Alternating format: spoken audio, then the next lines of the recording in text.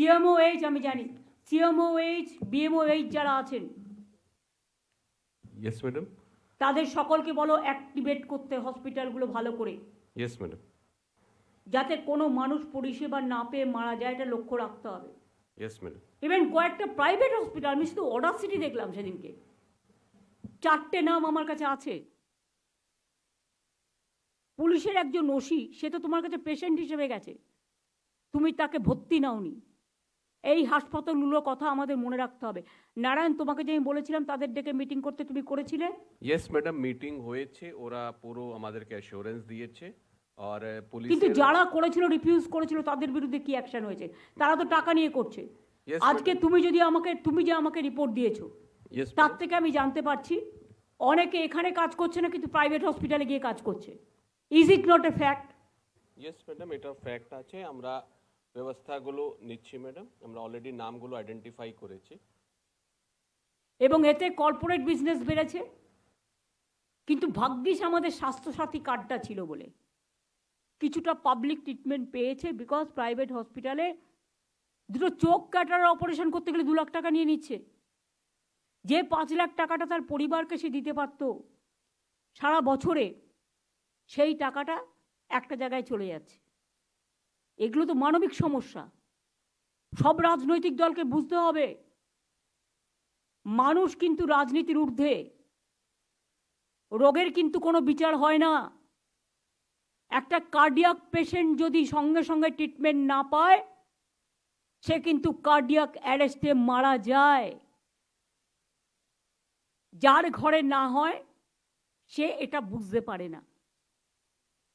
Cath lab ছিল না বলে একজন মা তার ছেলেকে কিডনি দিয়েছে, কিন্তু বাঁচাতে পারল না, কারণ ক্যাথল্যাবটা চেঞ্জ করা হয়নি। হার্ট অ্যাটাক কখনো অপেক্ষা করে কারোর জন্য? না কিডনি ফেলিওর অপেক্ষা করে ডায়ালিসিস না করার জন্য? এই সমস্যাগুলোকে সমাধান করা দরকার। যদি নারায়ণ, তুমি তো অনেকবার গেছো, কথা বলেছো, তোমার কথায় কাজ হয়নি। তুমি ডিএমকেও পাঠিয়েছো, কথা বলেছো। তুমি ডিএইচএসকেও পাঠিয়েছো, কথা বলেছো। Yes madam. তোমাদের কথায় ওরা পাত্তা দেয়নি। Yes madam. দেখে নাও, যদি কথা বলতে চায় ইয়েস ম্যাডাম। তাহলে আমাকে ইনফর্ম করো। Yes madam. বিনীতের সাথে ওরা ডেপুটেশন দিতে গেছে, বিনীত ওদের মিট করেছে এবং বিনীত প্রায় 2 ঘন্টা কথা বলেছে। আমাদের গভর্নমেন্ট লেফট ফ্রন্ট গভর্নমেন্ট নয়, আমি অন রেকর্ড বলছি। সিঙ্গুর নিয়ে আমি 26 দিন হাঙ্গার স্ট্রাইকে ছিলাম কলকাতায়, একবারও তারা কেউ আমার সাথে কথা বলেনি। জেনে রাখুন, তাপসী মালিক একটা গরিবের মেয়ে, কৃষকের মেয়ে, ধর্ষিতা হয়ে খুন করা হয়েছিল লক্ষ্মী ঠাকুরের ভোগ করার উনুনে। তারও কিন্তু উপযুক্ত সাজা হয়নি, কেসটা সিবিআইয়ের কাছে ছিল। নন্দীগ্রামের 14 জনের সাজা এখনো পর্যন্ত জানি না। আরো 10 জন যারা মিসিং আছে এখনো পর্যন্ত, তারা এখনো ফিরে আসেনি। আজকে প্রায় 2008-এর ঘটনা, এটা হচ্ছে 24-16 বছর। তাদের সবাইকেই লোকাল মানুষের কথায় টেনে নিয়ে গিয়ে হলদি নদীর জলে ভাসিয়ে দেওয়া হয়েছে। তাদের ডেড বডিও কিন্তু আজও উদ্ধার হয়নি। এটা মাথায় রাখবেন। যারা আজকে বড় বড় কথা বলছেন, তাদের আমলে স্বাস্থ্য ডিপার্টমেন্টে ঘুঘুর বাসা ঢুকিয়ে রেখে গিয়েছিলেন আপনারা। সেই ঘুঘুর বাসাটা আমরা ভাঙতে পারিনি, তার কারণ আপনাদের লেফট ফ্রন্টের লোক বসে আছে, লেফটিস্ট সিপিএমের লোক। আমি বলেছিলাম বদলা নয়, বদল চাই। তাই আজ পর্যন্ত কারো চাকরিতে হাত দিইনি, কারো বিরুদ্ধে কোনো কেস করিনি। কিন্তু এটা আমাদের দুর্বলতা ভাববেন না। আগে তো মেডিকেল কোটায় চাকরি দেওয়া হতো, লেফট ফ্রন্টের আমলে আমরা সেটা উঠিয়ে দিয়েছিলাম। আগে আলিমুদ্দিন স্ট্রিট থেকে লিস্ট আসতো, ডাক্তারবাবুদের থ্রেট করা হতো এবং WBCS কারা হবে, WBPS কারা হবে, টোটাল লিস্ট আলিমুদ্দিন থেকে আসতো। টিচার রিক্রুটমেন্ট আলিমুদ্দিন স্ট্রিট থেকে আসতো। গণশক্তিতে যারা কাজ করে সবার বউ, কোনো ইন্টারভিউ নেয়নি, এমনিতে চাকরি দিয়ে দিয়েছে। কই আমরা তো আপনাকে আঘাত করিনি। একটা মানুষ চাকরি পেয়েছে, তাকে আমি চাকরি থেকে সরাবো কেন? আমি খেতে দিতে না পারি, আমার কারো খাবার চাকরি খাওয়ার অধিকার নেই, এটা আমি মনে করি। কিন্তু আমি দিনের পর দিন আমি লক্ষ্য করছি একতরফাভাবে যারা নরকঙ্কাল, হাত কেটেছেন, পা কেটেছেন, মুন্ডু কেটেছেন, নরকঙ্কাল তৈরি করেছেন, তাদের মুখে বড় বড় কথা শোভা পায় না। আমি যদি স্টোরি বলতে শুরু করি, আমি 1000টা কাহিনী বলে দেবো, সুযোগ পেলে বলবো, আজকে বলবো না। কিন্তু সবাইকে জানবার জন্য, এবং যেহেতু উল্টো পাল্টা রটানো হচ্ছে, আমি মনে করি অফিসারদেরও জানা উচিত ডেভেলপমেন্টটা, মিনিস্টারদেরও জানা উচিত, ডিএমএসপিদেরও জানা উচিত, জানার অধিকার সকলের থাকা উচিত, পুলিশেরও জানা উচিত। সেই জন্য এই কথাগুলো বললাম। পুজোটা ভালো করে দেখতে হবে, স্বাস্থ্য পরিষেবাটা চালু করার জন্য যা যা করা দরকার। আমি এখনও চাই না কারো বিরুদ্ধে কোনো অ্যাকশান নিতে, আমি চাই শান্তিপূর্ণভাবে কথা বলার মাধ্যমে এটাকে সংযত কারণে মীমাংসা করতে। এছাড়াও আমি মনে করি মার্কেট প্রাইস পুজোর সময় অনেক সময় প্রাইস হাইক বেড়ে যায়, সেটা লক্ষ্য রাখতে হবে। হঠাৎ করে কোনো উৎসব হলেই তখন ওদের বেশি করে বাড়িয়ে দিতে হয়, সেটা যেন মনিটরিং হয়। আমি সিএসকে অনুরোধ করব যে টাস্ক ফোর্সটা আমাদের আছে রিগার্ডিং মার্কেট প্রাইস, সেটাকে পুজোর আগে নিয়ে বসতে। আলু ব্যবসায়ীদের অলরেডি আমরা 1 লক্ষ আলু, 2 লক্ষ আলু ছেড়েছি। তারপরে পুরো স্টক টেকিং করে নিয়ে আমার সাথে কথা বলবে, পরবর্তী পর্যায়ে কি ব্যবস্থা আমরা নেব, আমাদের কতটা লাগবে সেটা আমরা সুরক্ষিত রেখে, যাতে বাংলার মানুষের অসুবিধে না হয়। তারপরে আমি বাইরে বিক্রি করতে নিশ্চয়ই অ্যালাউ করব, আগে নিজেদের সুরক্ষিত রেখে। বিদ্যুৎ এখন থেকে দেখে নেবেন, পুজোর সময় যেন লোডশেডিং না হয়। বিদ্যুতের আমি জানি হয় না, আপনারা ইলেকশনের সময় আমি জানতাম কি কষ্ট করে আপনারা করেছেন এবং কিভাবে ডেডিকেটেডলি পাওয়ার ডিপার্টমেন্ট কাজ করেছে আমি জানি। এবং সিএসসিকে বলতে হবে, জল জমে গেলে ওরা অনেক সময় তারটা সরিয়ে নেয় না, পরে ইলেকট্রিকিউশন হয়ে 2-1 জন মারা গেছে, এটা যেন না হয়। ফায়ার ব্রিগেডেরও 1 জন মারা গেছে, আমার মাথায় আছে, আমি জানি ঘটনাটা হাওড়ায়। সুতরাং এটার দিকে নজর রাখতে হবে। প্রাইস রাইসের দিকে নজর রাখতে হবে, প্রাইস হাইক যেটা। আমি প্রত্যেকটা অফিসারকে বলবো, পুজোর আগে দয়া করে কেউ ছুটি চাইবেন না, উৎসবের দিনগুলো পার করতে দিন। এবং ডিএমদের বলবো সতর্ক সজাগ থাকতে। অনেক ডিএম এসপিরা সদা সতর্ক সজাগ, কিন্তু লোকাল লেভেলে যে পুলিশের দায়িত্ব আছে তারাও অনেক দিন ধরে সামলাচ্ছেন, কিন্তু আরও বোল্ডলি মাথা ঠান্ডা করে আপনাদের অ্যাডমিনিস্ট্রেশন চালাতে হবে। সামারি রিভিশন ভোটের নিউ ভোটার লিস্টের কাজ শুরু হয়েছে। আমার মনে হয় একটা ইলেকশন কমিশনকে বলা উচিত, আমাদের ফেস্টিভ্যাল পিরিয়ড যেহেতু আছে, ফেস্টিভ্যাল পিরিয়ডে যে মান্থটা দিয়েছে সেটা 1 মাস এক্সটেনশন করতে। আমাদের মানে বিশ্ব মহালয় থেকে আর ছট পুজো পর্যন্ত, হ্যাঁ, সেই জন্য সেটা দেখে রাখতে হবে। তখনও সবাইকে কাজ করতে হবে ভালো করে, কারণ যাতে বাদ না যায়। যোগ্য ব্যক্তিরা, এমনকি পরিযায়ী শ্রমিকরা যারা বাইরে আছে, হঠাৎ করে নাম কেটে দিয়ে এলাম, এসব যেন না হয়। আর ফিজিক্যালি ভেরিফিকেশন ছাড়াও অনলাইনে কেউ পাঠালো আর আপনি ঢুকিয়ে দিলেন, এটা করবেন না দয়া করে। ডিএমরা দায়িত্ব দিয়ে খালাস হয়ে যান, কিন্তু যার ওপর দায়িত্ব দেন কম্পিউটারে যারা তোলে বসে বসে, তারা অনেক ভুলভ্রান্তি করেন। বাবার নাম ভুল করেন তো মেয়ের নাম ভুল করেন, তো ছেলের নাম ভুল করেন তো এর নাম ভুল করেন, এগুলোও কিন্তু হয়। আমার সবাইকে এটা বলার যে 2011 সালে আমাদের মোস্ট ডেভেলপমেন্টের বাজেট ছিল 11,700 কোটি টাকার মতো। আর আজকে 24 সালে সেন্ট্রাল গভর্নমেন্টের টোটাল নন কোঅপারেশন, টর্চার, সিপিএমের আমলে আমাকে শারীরিক নির্যাতন করেছে, আর বিজেপির আমলে আমাকে মানসিক নির্যাতন করছে। আমার সরকারকে করছে, আমাদের অফিসারদের করছে। আমাদের সহকর্মীদের করছে। তা সত্ত্বেও আমি বলি 2011 সালের যে ডেভেলপমেন্ট পারপাসে খরচ হয়েছিল 11,700 কোটি টাকার মতো, আমরা কিন্তু এত অনটন সত্ত্বেও সেটাকে বাড়িয়ে 1,12,000 কোটি টাকায় নিয়ে এসেছি। আশা করি মানুষ বুঝবেন আমাদের আমলে স্বাস্থ্যসাথী থেকে শুরু করে, কন্যাশ্রী থেকে শুরু করে, লক্ষ্মীর ভাণ্ডার থেকে শুরু করে, ট্যাব দেয়া থেকে শুরু করে, রূপশ্রী থেকে শুরু করে, মেধাশ্রী থেকে শুরু করে, ওবিসি ডিপার্টমেন্টকে বলবো ওবিসির যে কেসটা পড়ে আছে সেটা নিয়ে ভালোভাবে স্ট্রংলি ফাইট করতে। যে ডকুমেন্টগুলো বাকি আছে দেওয়া সে ডকুমেন্টগুলো দিয়ে দেবেন। আপনাদের কেস মনে আজকেই ছিল সম্ভবত, না 13 তারিখে সঞ্জয় এসছে ম্যাম? আজকে ম্যাম, আজকে হলো না ম্যাম, সেটা নেক্সট ডেট আজকে পাবো ম্যাম। যাই হোক দেখে নেবে ম্যাম। যেন কোনো ল্যাকিউনা না থাকে। Yes ma'am. আর একটা কথা আমি বলেছি, এডুকেশন যারা পড়াশোনা করছে তাদেরটা কিন্তু অনেক এসডিওরা সার্টিফিকেট দিচ্ছে না গভর্নমেন্ট ইনস্ট্রাকশন দেওয়া সত্ত্বেও। ফলে মেধাশ্রী প্রজেক্টে ওবিসি যারা সুযোগটা পান তারা পাচ্ছেন না। এসডিওদের বলা হচ্ছে প্লিজ ওটার সাথে এটা গোলাবেন না, এটা অনগোয়িং প্রজেক্ট, এটা নিয়ে কিন্তু কোর্টের কোনো ভার্ডিক্ট নেই। কাজেই পড়াশুনোটা যাতে কোনো অসুবিধে না হয় সেটা কিন্তু এসডিওরা দেখে নেবেন দয়া করে।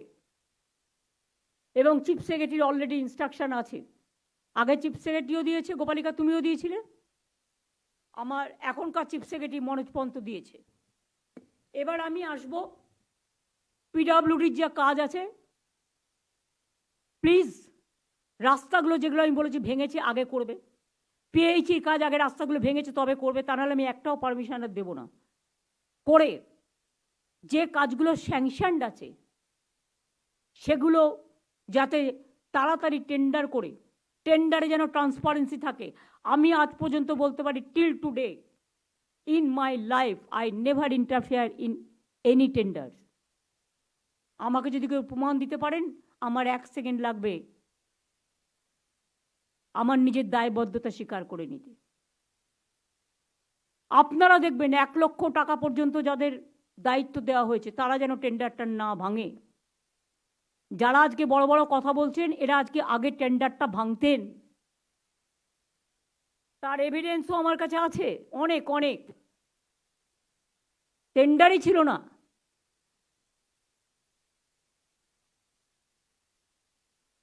মেদিনীপুর পূর্ব থেকে শুরু করে সারা বাংলা এ ধরনের অনেক ঘটনা আমার জানা আছে, টেন্ডার ভাঙার ঘটনা। পরে কানে এসছিল, আগে আসেনি। সেই থেকে আমরা নিয়ম করে দিয়েছি টেন্ডার ভাঙবেন না, ভাঙতে দেবেন না, please cross check. Transparency maintain করুন, কারো কথায় কাজ করবেন না, যেটা মনে করবেন সঠিক সেই কাজটা করবেন। পারফরমেন্স রিভিউ করুন প্রত্যেকটা ডিপার্টমেন্ট, যারা ভালো কাজ করে দে উইল বি প্রমোটেড, আর যারা খারাপ কাজ করে কেন্দ্রীয় সরকার দেখেছেন আপনারা অনেক অফিসারকে ক্যান্সেল করে দিয়েছে। আমরা আজ পর্যন্ত কিছু করিনি, কিন্তু রিভিউ করে তো আমার দেখার অধিকার আছে, দেখে খারাপ কাজ করছে আর কে ভালো কাজ করছে। অফিসার তো মাত্র কয়েকজন হাতে করে, তাদের মধ্যেও আবার 25% ভালো কাজ করে, বাদবাকিরা ভাবে দিনটা কাটিয়ে দিই। মানুষ কিন্তু এটা বুঝতে চায় না। মানুষ চায় আপনি যে যার দায়িত্বে আছেন, দায়িত্ব ছোট হতে পারে, দায়িত্ব বড় হতে পারে, কিন্তু কাজ কিন্তু কাজ। সেই কাজটা সঠিক সময়ে ঠিক সময়ে করতে হবে। ল্যান্ড যে কোনো কাউকে দেওয়ার আগে এটা নিজেদের ল্যান্ড নয়। এখনো যদি কোথাও ল্যান্ড গ্র্যাবিং চলে, ইললিগাল কনস্ট্রাকশন চলে, ইললিগাল নির্মাণ চলে, আর বিএসএফকে বলবে দয়া করে, আর সিআইএসএফকে, কয়লা পাচার গরু পাচার আমাদের হাতে নেই, ওদের হাতে আছে, ওদের দায়িত্বরা আমাদের হাতে দেবে কেন? ওরা টাকা খাবে আর বদনাম নেবো আমরা? বিএসএফকে বলো, সিআইএসএফকে বলো এগুলো আটকাতে। আর বালি থেকে শুরু করে, সুরকি থেকে শুরু করে, আমি সবাইকে বলবো যদি কেউ কোনো অন্যায় করে, ডিএমএসপিরা আছেন, তার লোকাল দায়িত্ব তার হাতে আছে, রাজ্য পুলিশ আছে, সিএস আছে, হোম সেক্রেটারি আছে, ফাইন্যান্স সেক্রেটারি আছে, ল্যান্ড ডিপার্টমেন্ট আছে। Nobody should be spared. আমি এটা বারবার আগেও অনেকবার বলেছি, আবার একবার রিপিট করছি, এক কথা বারবার আশা করি বলতে হবে না, আমি রেজাল্ট দেখতে চাই।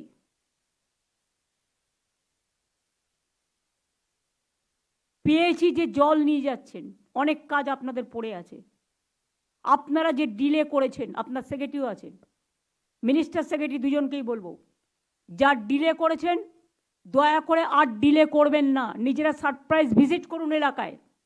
পাইপ পৌঁছে দিয়েছেন, জল নেই, এটা আমি শুনতে যেন না পাই, খেয়াল থাকে যেন, তাহলে কিন্তু আমি দুজনকেই পানিশ করব, একজনকেও ছাড়বো না, পরিষ্কার বলে দিচ্ছি। অনেকবার বলা হয়েছে, জিওএমও তৈরি করে দেওয়া হয়েছে। আমি ফেমা আইনটা দেখতে বলেছি কেরালার, জিওএম তৈরি করে দিয়েছি, ইমিডিয়েট আমার কাছে যেন রিপোর্টটা আসে। অপরাজিতা টাস্ক ফোর্স অলরেডি আমরা একটা করে মিটিং করেছি, এখন থেকে যখনই বিলটা পাস করে আসবে, যদি আসে, তাহলে সঙ্গে সঙ্গে যে কথাগুলো আমরা দিয়েছি আমরা যেন সঙ্গে সঙ্গে ইমপ্লিমেন্ট করতে শুরু করি। আর মলয়কে আমি বলে দিয়েছি, এখন থেকে আইডেন্টিফাই করে রাখো অপরাজিতা কোর্ট, যেটা হচ্ছে আমাদের যে ফাস্ট ট্র্যাক কোর্ট আমাদের টাকায় চলে, 60টা মহিলাদের ডেডিকেটেড আছে, সেখান থেকে 25টা কোর্ট, মানে প্রত্যেক জেলায় একটা করে থাকবে, কলকাতায় 4টে থাকবে, এই করে 26-27টা কোর্ট এক্ষুনি আইডেন্টিফাই করে ফেলো যখনই কাজটা হবে। আর পুলিশের অপরাজিতা টাস্ক ফোর্স তৈরি করো। আর আমি মনে করি সব হসপিটালেই পুলিশের যতটা সম্ভব সিকিউরিটি আছে। এছাড়াও নারায়ণকে আমি 100 কোটি টাকার মতো দিতে বলেছি, যাতে লাইট, শুনুন অনেকে বলছে ওখানে কেন রেস্টরুমটা করতে গেল, এটা অন্য কোনো ইন্টেনশন ছিল না, যেহেতু রেস্টরুম ছিল না বলে মেয়েটিকে বেচারা ওই হলে থাকতে হলো, সেমিনার হলে, তাই আমাদের ইন্টেনশন ছিল যাতে ডাক্তারদের সেমিনার হলে না থাকতে হয়। যখন ইনফরমেশনটা আমাদের কাছে এসছে তখন ওদের জন্য একটা রেস্টরুম কাম ওয়াশরুম বানিয়ে দেওয়া, এই কাজটা করতে দেওয়া হয়নি। এবং এটা নিয়ে নানা রকম এভিডেন্স লোপাটের কথা বলা হয়েছে। আর আমাদের এভিডেন্স লোপাট আমি করতে যাবো কেন? কাকে বাঁচানোর জন্য? কেউ আমাদের বন্ধু নয়, কেউ আমাদের শত্রু নয়, আইন আইনের পথে চলবে। অনেকে অনেক উল্টোপাল্টা কথা বলে বেড়াচ্ছেন, কিন্তু জেনে রাখুন, nobody is related to me and I am not related to anybody. আমি যখন একটা চেয়ারে কাজ করি তখন আমি চেয়ারটাকে সম্মান দিতে জানি। অনেক অসম্মান করেছেন, অনেক অপমান করেছেন, মিথ্যে কথা বলে কুৎসারটি আর করবেন না, সত্যিটা জেনে নিন। এবং যে ফাঁকা জায়গাগুলো আছে আমি কভার আপ করতে নারায়ণকে 10 দিন আগেই বলেছি, 10 দিন আগে ইনস্ট্রাকশন দিয়েছি লাইট লাগাতে। রেস্টরুম যেখানে নেই সিস্টারদের রেস্টরুম করে দিতে, ওয়াশরুম যেখানে নেই মেয়েদের আলাদা করে ওয়াশরুম করে দিতে, সিকিউরিটি দরকার হলে হসপিটালগুলো অ্যারেঞ্জমেন্ট করবে তাদের নিজেদের টাকা দিয়ে, সেক্ষেত্রে নারায়ণ কোঅর্ডিনেট করবে। দরকার হলে পুলিশের একার পক্ষে তো সব সিকিউরিটি দেওয়া সম্ভব নয়, ভেতরে প্রত্যেকটা ব্লকে ব্লকে সিকিউরিটি তারা দিতে পারেন, তার জন্য রোগী কল্যাণ সমিতি আছে। এখন থেকে আমি বলছি রোগী কল্যাণ সমিতির চেয়ারম্যান প্রিন্সিপালরা নিজেরাই থাকুক সব হসপিটালের ক্ষেত্রে, নারায়ণ, এবং সাথে একটা সিস্টারকে রাখবে, একটা সিনিয়র ডাক্তারকে রাখবে, একটা জুনিয়র ডাক্তারকে রাখবে, এবং সেই এলাকার স্থানীয় এমএলএ তাকে রাখবে। ঠিক আছে, ঠিক আছে, এবং পুলিশের একজনকে রাখবে, ঠিক আছে, লোকাল পুলিশের যে আইসি হবে। ঠিক আছে। হ্যাঁ বলো। বলছিলাম আমাদের হসপিটালগুলোতে প্রচুর প্রাইভেট সিকিউরিটি নেওয়া আছে, প্লাস আমাদের নেওয়া আছে এক্স সার্ভিসম্যান থেকে। এটা হসপিটাল কর্তৃপক্ষের পক্ষে দেখা সম্ভব নয়। কোথাও 100, 150, 200 কজন আসছেন কজন যাচ্ছেন, কিন্তু স্যালারি পুরোটাই হচ্ছে। আমার সুনির্দিষ্ট বক্তব্য, এটা কি গভর্নমেন্ট স্যালারি দিচ্ছে? আমরাই দিচ্ছি, হসপিটাল থেকেই দিচ্ছি। আমার মনে হয় এটা পুরোটাই যদি সিকিউরিটিটা পুলিশ দেখে, পুলিশ ম্যানেজমেন্ট করে, তাহলে আর কোনো লোকেরই দরকার নেই। পুলিশের অনেক কাজ, পুলিশ জুতো সেলাই থেকে চণ্ডীপাঠা। না না, এই লোকগুলোকে যদি পুলিশ, না না, এটা প্রিন্সিপাল দেবে, principal of the college, it is their duty, এমএসভিপির ডিউটি। পুলিশের ডিউটি, এটা প্রিন্সিপালের ডিউটি। আমরা টাকা দিচ্ছি, সে মাইনে নিচ্ছে, কাজে আসছে না, তারা তাকে স্যাক করছে না কেন? এজেন্সি তো কি হয়েছে, এজেন্সিকে ব্ল্যাক লিস্টেড করে সেই এজেন্সি বাদ দিয়ে অন্য এজেন্সি নেবে? তোমার কি আইনের মধ্যে এগুলো থাকবে না? নারায়ণ, এগুলো নিয়ে রিভিউ করো, স্টেট বলে দাও যে এজেন্সি ব্যর্থ হবে তার বিরুদ্ধে এফআইআর হবে, Yes, madam. যে তার বিরুদ্ধে ক্রিমিনাল কেস হবে Yes, madam. এবং তাকে ব্ল্যাক লিস্টেড করা হবে। Yes, madam. আর যখন কোনো এজেন্সিকে অ্যাপয়েন্টমেন্ট করা হবে তাকে অ্যাফিডেভিট করিয়ে বলিয়ে নেবে Yes, madam. যে এভরিডে আমরা মনিটর করব। যদি কোনো সিকিউরিটি, এই তো হাওড়াতেও যে কেসটা হলো, দুর্ভাগ্যজনক দুটো কেসেই আমার বিহারের বন্ধুরা জড়িত।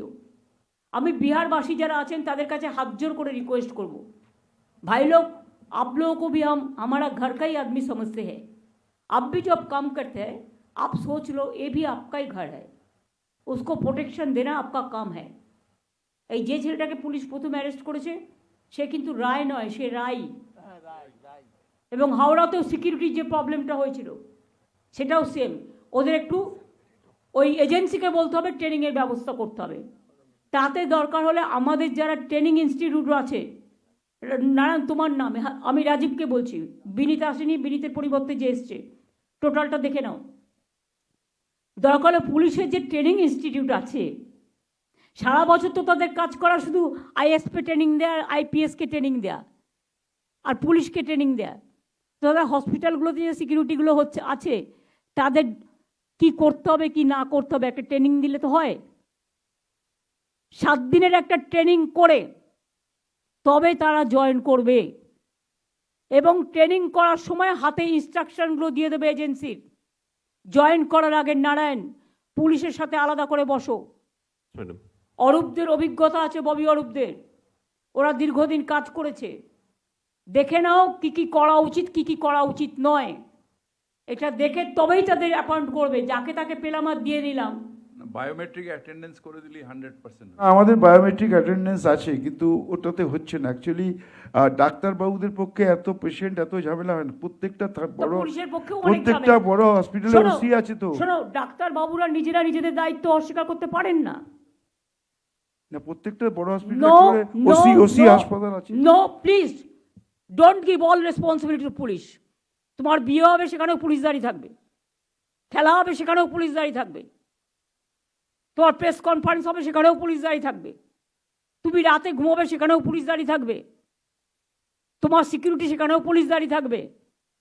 আর তোমার হাসপাতালে তোমার সিকিউরিটি এজেন্টকে দেখবার জন্য পুলিশ দাঁড়িয়ে থাকবে। পুলিশের যে ক্যাম্প আছে সেটা ওরা ওদের মতো কাজ করবে, কিন্তু হসপিটাল অথরিটি যে এজেন্সি নিচ্ছে সেই হসপিটাল অথরিটিকে সেই এজেন্সির দায়িত্ব নিতে হবে। Narayan, is it clear? ঠিক আছে, madam. আমরা তুমি একটা কাজ করো, বৃহস্পতিবার দিন all principal Yes, madam. Of the medical college Yes, madam. And multi super hospital Yes, madam. এবং district hospital Yes, madam. Principal principal আর হসপিটাল বড় তাছাড়া যে হসপিটালগুলো আছে স্যার। সব হসপিটাল তাদের রাখবে ভিডিও স্ক্রিনে। Yes, madam. বাদ বাকি তুমি জুনিয়র সিনিয়র যারা ইম্পর্টেন্ট আছে Yes, madam. সবাইকে তো তুমি রাখতে পারবে না, এইচওডি HOD দেরকে। তাদেরও রাখতে হবে। ঠিক আছে, madam. জুনিয়রদেরও একটা প্রতিনিধি দল রাখবে, Yes, madam. 6 জন বা 8 জন করলে ওদের ওদের একটু বেশি দিলে। সিনিয়র ডাক্তারদের পক্ষ থেকেও এমনিতেই ওরা থাকছে, এইচওডি বা এমএসবিপি বা প্রিন্সিপালেরা থাকছে, প্লাস আরও 4 জনকে সিনিয়র ডাক্তার হিসেবে তারা ডাকুক। ঠিক আছে। বসে পুলিশও থাকবে, এখানে বেলা 1টায় মিটিং করবে, ঠিক আছে, madam. সবাইকে ইনভাইট করবে, যারা আসবার তারা আসবে, আমাদের ওপেন আমন্ত্রণ রইল। আর এই সব জিনিসগুলো পয়েন্ট ওয়াইজ সেদিনকে ক্লিয়ার করে নেবে। ঠিক কোন হসপিটালে কি কি কাজ করতে যাচ্ছ তার একটা প্ল্যানিং করে নেবে। আলো, জল, ওয়াশরুম এবং বিশেষ করে অন্ধকার জায়গাগুলোকে কভার করে লাইট দেয়া, সিসিটিভি দেয়া। ইয়েস ম্যাডাম, আমাদের ডিটেইল প্ল্যানিং হয়েছে, আরও ওটাকে খুঁটিনাটি দেখে নিচ্ছি। পুলিশের সাথে বসে নাও, ইয়েস ম্যাডাম। ওদেরও যদি কোনো ফান্ড পেন্ডিং থাকে ফর সিসিটিভি সেটাও আমরা দিয়ে দেবো। ঠিক আমি তো কিছু না হলে 200 অ্যাম্বুলেন্স দিয়েছি তোমাদের হসপিটালকে, ইয়েস ম্যাডাম, আপনি এমপি ল্যাড থেকে, রাজ্যসভার এমপিদের থেকে, আর কতটা দেব? যাই হোক, আমার মোটামুটি এগুলো বলার ছিল, আমি বললাম। আশা করি ইন্ডাস্ট্রি বিজিপিএস আসছে, ইন্ডাস্ট্রি ডিপার্টমেন্টকেও প্রোঅ্যাক্টিভ হতে হবে। শপিং ফেস্টিভ্যাল আসছে, অল ডিপার্টমেন্টকে প্রোঅ্যাক্টিভ হতে হবে। সাথে সাথে আইএনসিএকে প্রোঅ্যাক্টিভ হতে হবে সবার সাথে সম্পর্ক বিল্ড আপ করার জন্য।